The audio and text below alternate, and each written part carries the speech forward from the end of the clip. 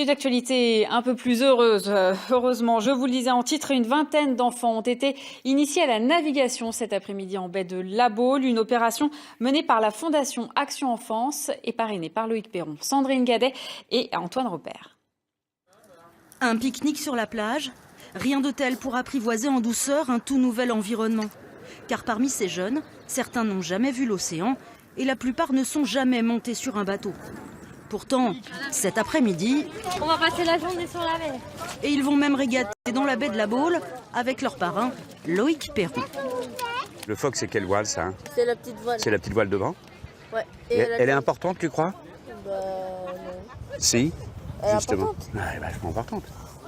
C'est paradoxalement, c'est la plus petite voile d'un bateau, mais c'est l'une des voiles les plus importantes, quand il y en a une. Ouais. Et oui, ça montre bien que ce n'est pas les plus grandes choses qui sont importantes. Depuis la dernière route du Rhum, le navigateur a en effet choisi de mettre en avant la Fondation Action Enfance et ainsi de soutenir la cause des enfants placés en maison d'accueil et relevant de l'aide sociale. En France particulièrement, il y a 300 000 enfants aujourd'hui qui sont retirés de leur milieu familial par décision judiciaire parce que, c'est pas qu'ils n'ont pas de parents, mais malheureusement leurs parents ne sont pas à la hauteur de la charge. Et donc il y a des gens étonnants et fascinants qui s'occupent de ces enfants en fratrie.